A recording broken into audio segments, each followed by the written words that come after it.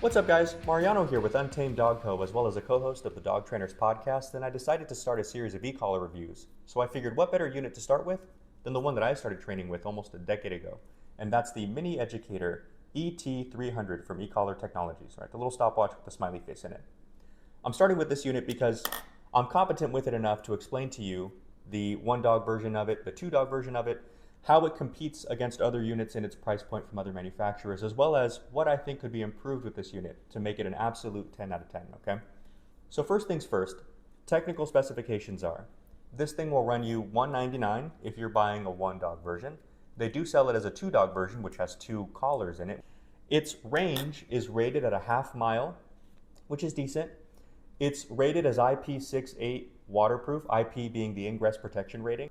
The 6.8, the first number is the protection against dust and debris and other solids, and the second number, the 8, is how resistant is it to liquids like water, right?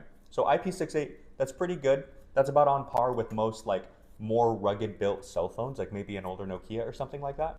Let's start with how this thing functions as a one dog unit, then we'll go over the two dog unit.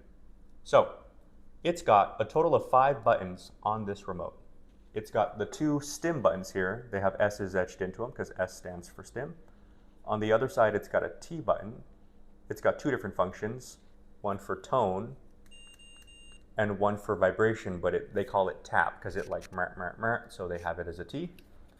And then they have 2 buttons on the back. The big button that you see right there, that's the power button as well as the flashlight button. And the little button right here, that's the programming button to change this thing through its settings, okay? Now, here's how the black and red button work if you have one dog. If you see in the screen there, it's set to level 5. And if I hit the black button, it'll stim at level 5, right? Do you see the level there? And the smiley face lighting up to let you know I'm pressing the button. However, if I hit the red button, it'll jump to 10. That's because the red button is what you would call a boost button, which is to say, whatever the base level is, the red button will add X amount more depending on how you program it. Now it comes out of the box pre-programmed to +5, but it's completely programmable. Any number between 1 and 60, you can adjust the boost function, which is really helpful because as a dog trainer, a big mistake I see people make is taking too long with their level. Dog starts chasing after a bird and the owners go, "Coda, no!" And they take a super long time before they get to the right level to stop their dog from chasing the bird, right? Now, as cool as I think that is, that setup for black and red buttons, here's something that I think should be changed immediately. It's nice that they color-coded them. That makes it really simple. And if it's a 2-dog unit, it works like this: collar 1, collar 2. And of course, they'll send the second collar with a red collar strap. So it's super easy, just red collar, red button. However, most of the time, if you're outside with your dog or your 2 dogs, you're not staring at your remote. You should be looking at your dogs. And other than them being different colors, they feel identical. They're the same size, same shape. So I think something that could be better is one of the buttons stays the way it is with the S etched into it. The other should be kind of the exact opposite, where the S is popping off of it like braille, and it's a big obvious like rub on your finger, because then if you're not even looking at the buttons, you can instantly feel which button you're on. I think that would instantly make this unit a whole lot simpler. Something else I think needs to be improved with this unit is the locking level system. So the way that works is, if you look at the screen, you'll see on top of the level that's set to 5, the little 1D for one dog, it flashes on and off, right? That's because the screen is indicating to you that the level is unlocked, which means if I were to turn the dial, the level would turn up and down. And the 1D is blinking to indicate that it's unlocked. If I were to take the dial and press it down for a few seconds, notice the 1D will stop flashing. Now it's just solid. And the level will no longer turn, right? If I hold it down again for a couple seconds, flashing again, unlocked again, and so on, right? A simple level lock. It's a useful feature. I've seen, a time or two when that could come in handy. So here's my big issue with it. It's entirely too easy to do by mistake. Something that they should do in order to fix that would be make it take longer to lock the level. I don't think that they need to change how you lock the level, but it should take longer than like 1.5, 2 seconds of holding it down in order to lock it, because if you're locking levels with your dog, this isn't some emergency situation, but people lock it by mistake way too often. We'll have people talk to us and say, I think my remote's broken, the level doesn't adjust. We have to tell them on the phone, just hold that thing down for a couple seconds and then all of a sudden it works again, right? Something that would make that 10 times better and would be so easy to do, it's just a matter of programming, is make it so that you have to hold this down for like 4 or 5 seconds before the level locks. You could even make it so that the unlock is still quick, like 2 seconds, but locking it like that should be a lot harder to do by mistake. Another feature that I think could be improved is the information that the little screen gives you. It could be better, and I'll give you an example. What you see in there right now is the little 1D on top of the number that's flashing. You'll see the letter C next to the number, and then you see the number itself, right? But if I press the tone button, notice that weird symbol. It almost looks like 2 sevens put together, right? And that symbol is supposed to be a T as well. But it's kind of funky looking, it confuses people. And I don't see why they wouldn't just put a bit of a better screen in this unit, especially since my next big gripe about this remote is the smiley face feature here. It's way too big. I don't understand why this is this huge. I think the design idea behind this, like a decade or more ago, was to make this non-threatening looking, because e-collars back then were like a super bad word, right? So I get it, it looks kind of like fluffy and easy, it's like bright yellow and it's a little smiley face. But that smiley face takes up way too much room. And it gets in the way of things. Like from a dog trainer's perspective, we like to label ours, and it's really hard to label because the smiley face gets in the way of where you could put a label or where you would just write a label, right?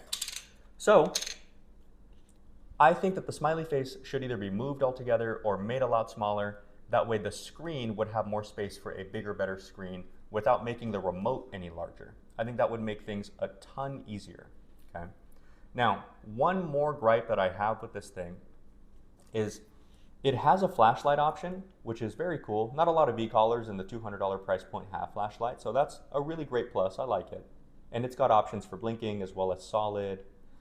But the power button to turn the remote on and off is also the flashlight button. And you have to click the button quickly for the flashlight, but you have to hold on to it for a while to turn the remote on and off. That's a huge mistake because people accidentally turn the flashlight on like all the time. And I know that the camera picks it up clear as day, but when you're outside in the middle of the day, you can't always see that, especially when a dog's wearing it and their neck's eating up like half the real estate of the flashlight. It's not that easy to tell, which means, of course, the owner doesn't know it's on, so they don't turn it off. So the collar dies way faster, and it's this whole host of issues.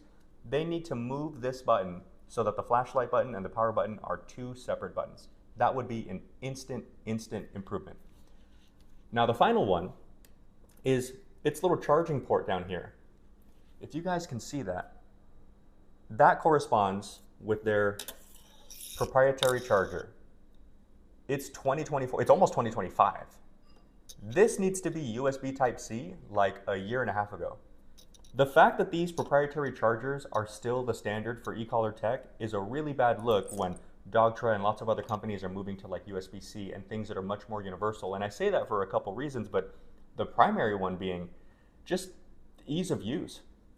I bought Dogtra's new Q unit, and they've since made other units USB Type-C, and I like the fact that I can have it in my car, realize the remote's kind of low on battery, and just plug it into my phone charger. I like the fact that I can go to my mom's house in LA for Thanksgiving and not be like, oh crap, I didn't pack the charger, because for people who use e-collars, you won't just find e-collar products like at Walmart. If you don't have it, you just don't have it, right? Unless you can ship it on Amazon like quickly. Versus everybody in the house has USB-C or in their car or in my backpack or XYZ. So these things, chargers, need to be updated ASAP. There is no reason that it still has a proprietary charger in this day and age, okay? Now, let's move on a little bit to the receiver. Overall, I like it. I think that the shape of it and the weight of it and all that good stuff, it's well put together. I've seen some receivers from other companies that I don't like as much. Here's a couple gripes I have with it though. As cool as that little window is there that has the flashlight for the flashlight itself as well as the blinky light to tell you its charge level, I don't like that they put the window right next to the magnet. That little red dot you see right there is a magnet. That's how you turn this unit on and off, by pairing it to this magnet, okay? And I don't like that because it gets in the way. If I'm trying to show someone how to turn this thing on, you'll find it's kind of hard to not like block the window when you're showing someone how to do it, unless you're like turning this in a certain way. Versus I've seen other units where the magnet's here, but the light itself is like up here, so that no matter what, while I'm working this thing, it's not in the way of what you can see. Plus, if they were to take the window and put it up higher, dogs with longer fur wouldn't cover the flashlight. I've trained dogs that have long enough fur that if they're looking at the ground sniffing, I can't even see the light when it's on. Versus some units shine straight out from the bottom away from the dog and stuff like that. That seems to be smarter, but even if that's not possible for whatever reason, I would at least move the window higher than it is, like kind of on the corner like that. I think that would make the most sense, okay? Now, as far as the batteries in this thing has a 400 milliamp hour battery. The receiver itself has a 300 milliamp hour battery.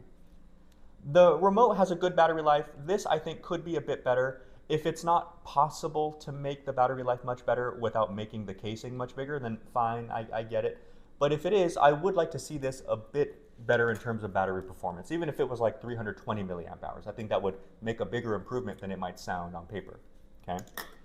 Now, overall, here are some gripes that I have with the quality of ecollar tech as of late, okay? And I'm gonna start with the IP rating that we were talking about earlier, the waterproof rating, okay? This unit, I was reading its box, I was reading the website, I can't find an IP rating anywhere on any of that, including the manual that came with the unit. I was going through this thing, I could not find an IP rating anywhere. In fact, full disclosure, I had to delete a review because I said it didn't have an IP rating at all, and then I found out that it did. But I found out that it did in a really annoying way. The manual doesn't say it, the unit doesn't say it, the box doesn't say it, the website doesn't say it. For whatever reason, the like updated manual or something that's on their website that you can download, it's the manual, but this one doesn't have this technical specifications page, and the computer version does for whatever reason. And it's got an IP68 rating right there. I find that really weird, especially since Dogtra's units, they say their IP rating right on the box, they clearly say it right on the website, and their manual has it in there right on page 6, not on page 32, which doesn't exist on this one, which ends like at 31. That's odd. There needs to be some quality control stuff there. Another big gripe I have, also kind of referring to the manual, is it has 2 paragraphs on how to properly size and like find a basic working level for your dog. And if you read it, it's not like insane or anything. Like, it makes sense and all that. It's just anybody who's trained dogs with e-collars knows that a little 2-paragraph blurb is simply not enough. Whereas again, Dogtra, they print one of these with their Tom Davis unit. Cheap to print, it's only one-sided. And if you can't see it from there, it's a little cue card that has a QR code in it. If you scan that, and the box has that same QR code actually, and if you scan that, it'll take you to Dogtra's website, where Tom did a quick video on the features of his e-collar unit, how to properly size and find e-collar levels, and e-collar technologies could easily do something like that. It's a one-time thing, right? Sit somebody down that you've got a good relationship with, somebody really knowledgeable like Tyler Muto, sit him down one good time, have them explain very concisely, which he can totally do, what the features are, how to use it, how to properly size it, what you're looking for, blah, blah, blah, blah, blah, right? That makes so much more sense than a little 2-paragraph blurb in this thing. Now, on a 1 to 10 scale ranking, I'm going to give e-collar technologies a solid, let's call it 7.5. However, I would give the unit itself maybe just a 7. So why is there that like half-point discrepancy? Well, because I'm a big believer, kind of like people in today with smartphones and everything. Like the iPhone's kind of like okay, but the computer is like a lot nicer, and the best thing about them is how they work together. And so like the whole Apple ecosystem is what makes Apple Apple, right? E-collar tech, they earned that little half point for that reason, because they have really cool little accessories and features like this snappable belt loop that this is actually my personal remote that I really love. They have sound boxes that allow you to help train clients with the help of an audible tone. And little accessories like that go a super long way. That's why you buy the iPhone, right? Because you know it plays nice with other units, all of which make the process more streamlined and more concise. The reason it only earned half a point and not more is because my favorite of the accessories, the sound box, is stupidly expensive. Sorry if that sounds harsh, but this little plastic thing, $175. What the hell? This thing should be like 40 bucks, maybe 60 bucks, maybe 60 bucks when it was brand new, like to make up for its, for like the R&D, I suppose. But $175, way too expensive. That's why it only ends up earning like a half point back. So overall, I'm gonna give the ecollar Technologies ET-300 a 7.5 out of 10. And it's not a bad unit for the money. I know that I'm sounding critical on it, but no ecollar unit is perfect. For $200, especially for a household where you have one dog but might consider getting another dog, or you have two dogs that are very different from each other, like one's really big, one's really small type thing. These units are very adaptable. You can pair this remote with the different size collars. They're easy to turn from one dog to two dog, and and vice versa and so on. It's a solid unit for the money. Those things that are holding it back for me are really holding it back, especially the charging system. That's insane. The screen could be a bit better, and this is a more minor gripe, but these could be improved. The locking level function could be improved, and some other stuff that we'll kind of touch on as we compare other units. But overall, you guys, 7.5 I would say is my rating for this thing. I hope you enjoyed this and found it informational. If you guys have questions, do let us know below, and I hope to see you soon at the next one. Take care.